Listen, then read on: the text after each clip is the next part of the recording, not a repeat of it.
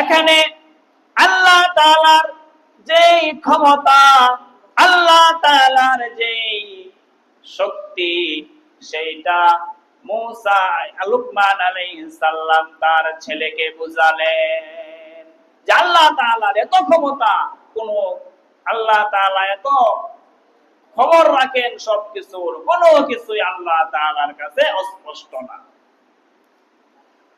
পরের আয়াতে লুকমান আলাইহিস সালামের আরেকটি উপদেশ আল্লাহ তাআলা বয়ান করেছেন।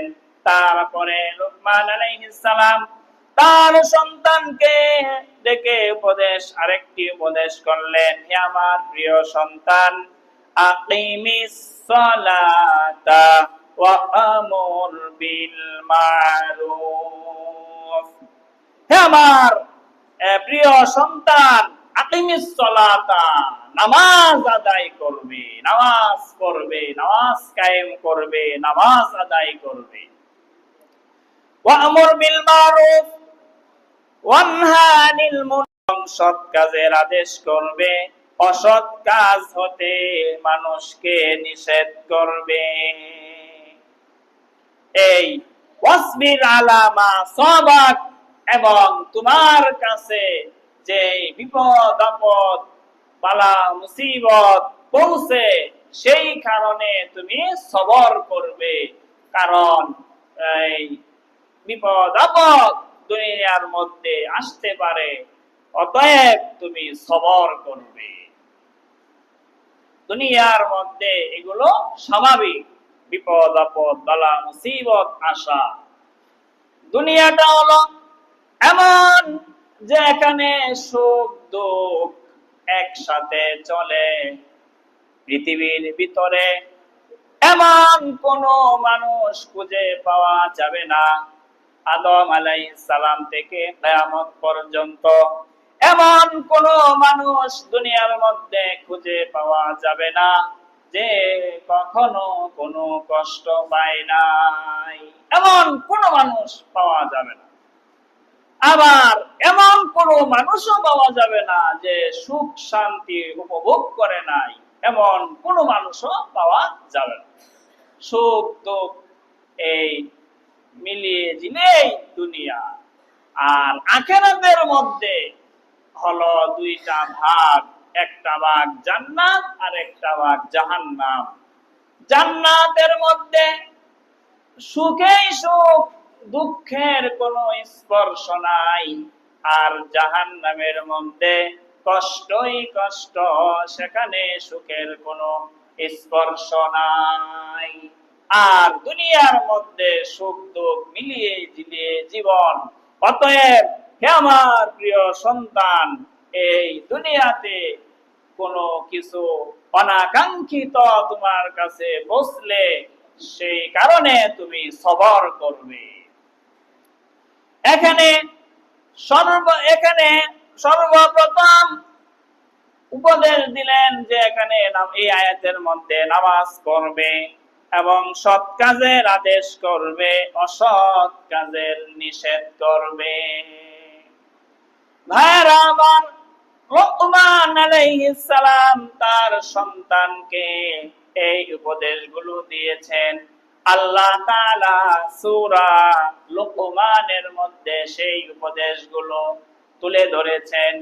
কারণ এই উপদেশগুলো আমরাও পড়ি, আল্লাহ তাআলার বাণী থেকে আমরাও পড়ি এবং আমরাও যেন শিক্ষা গ্রহণ করি যে আমাদের সন্তানদের এভাবে শিক্ষা দেওয়া আমাদের বাবা হিসাবে আমাদের দায়িত্ব, কর্তব্য।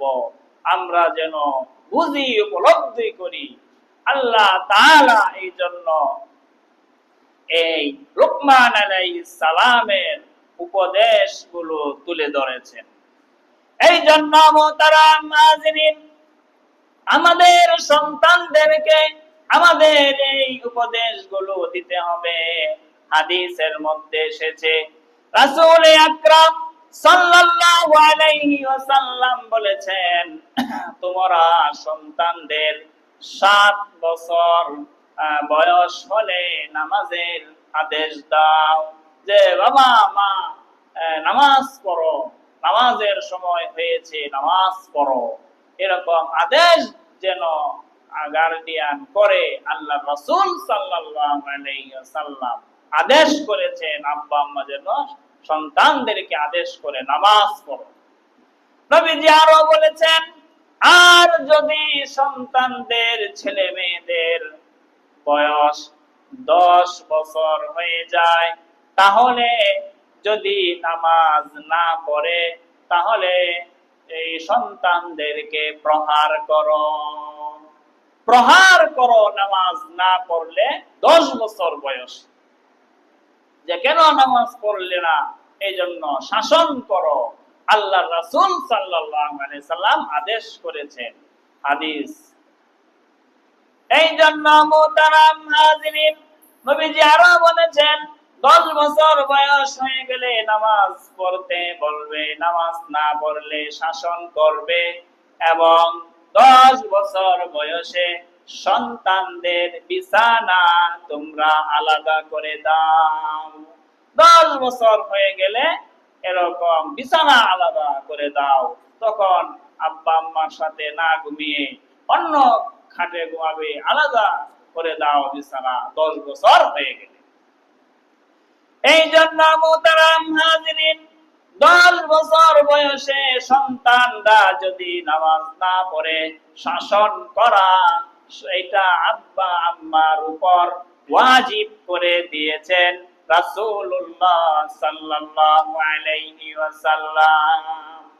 এই জন্য আমরা আমাদের সন্তানদের নামাজের আদেশ করা, নামাজ পড়ানো, এটা আমাদের উপর আব্বা আম্মা যারা আছি ওয়াজিব দায়িত্ব। 10 বছর হয়ে গেল ছেলের বয়স, মেয়ের বয়স, যদি নামাজের জন্য না বলি, আল্লাহ তাআলার বিধিবিধান মেনে চলতে তাদেরকে না বলি, শাসন না করি, তাহলে ওয়াজিব ছেড়ে দেওয়ার গুনাহে আমি দণ্ডিত হয়ে যাব আল্লাহ তাআলার কাছে।